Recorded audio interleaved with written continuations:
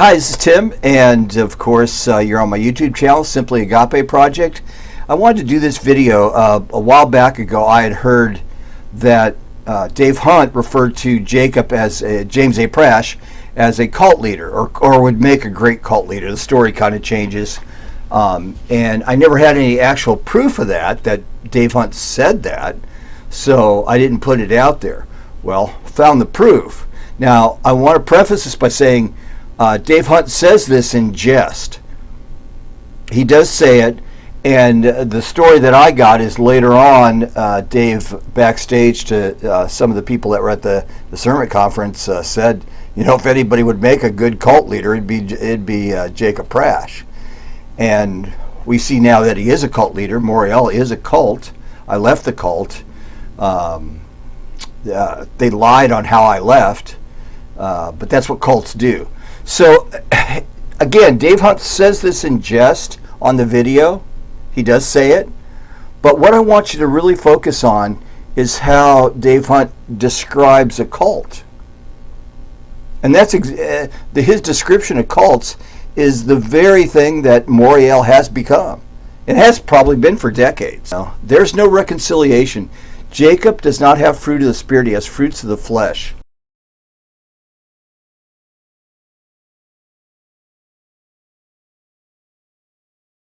But anyway, on to the tape. Again, I want to preface this by listening to the words of Dave Hunt. Listen how he explains the cult. It explains Moriel to a T.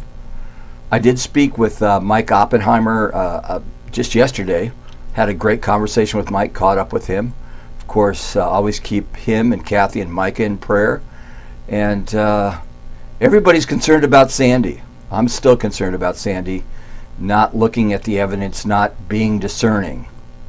So please pray for Sandy, that God would open his eyes and hopefully he would exit Moriel. So we'll see what happens. So when you look at the world around you, and the more science learns, the more we realize this was created by an incredible God. Okay, but it tells me of his power and his wisdom. It doesn't tell me of his love. It doesn't tell me of his purpose. It doesn't tell me of his plan for mankind. How am I going to know that? He's going to have to reveal himself. He's going to have to reveal himself in such a way that I can understand it.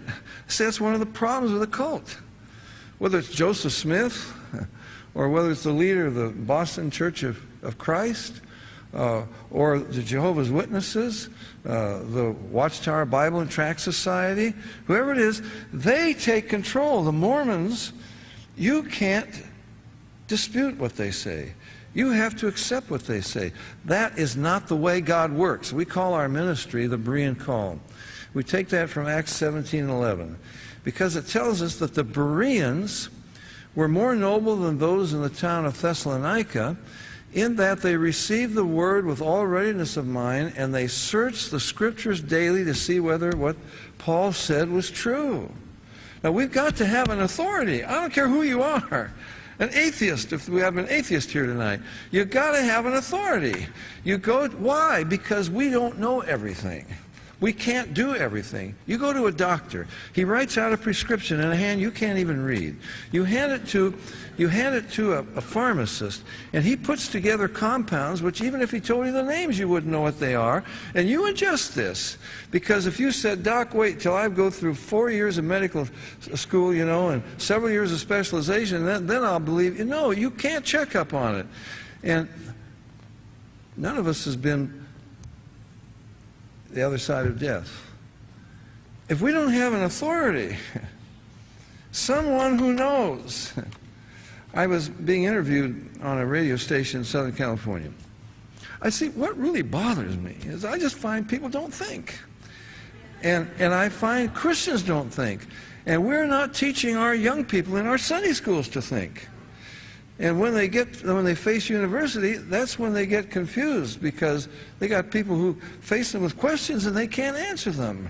And we taught them to memorize some verses and some rote answers, but they've got to think for themselves. You know, I was being interviewed on this program in Los Angeles every Sunday night. It's called Spiritual Seeker. It's a secular show. And the host begins something like this. He says, well, for 2 hours every Sunday night, this is Spiritual Seeker, and we have the privilege to talk about God, religion, and spirituality. And we have a panel of experts in the studio to do it. Well, I just have some simple questions for them.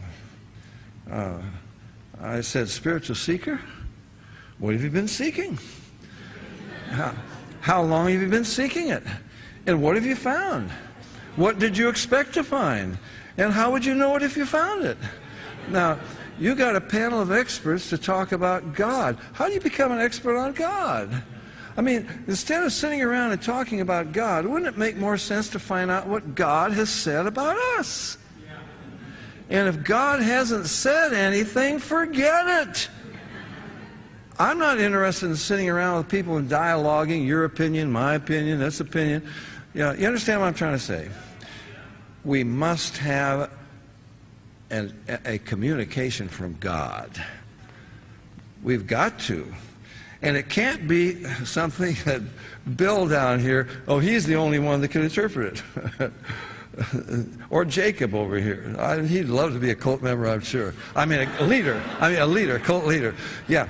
Look, if you've got to go to a leader, if it's got to be your pastor or whoever it is, and they're the only ones who can interpret it for you, you are not in touch with God. What does the Bible say? Well, it says in Deuteronomy 8, and Jesus quoted it. Boy, I better hurry up here.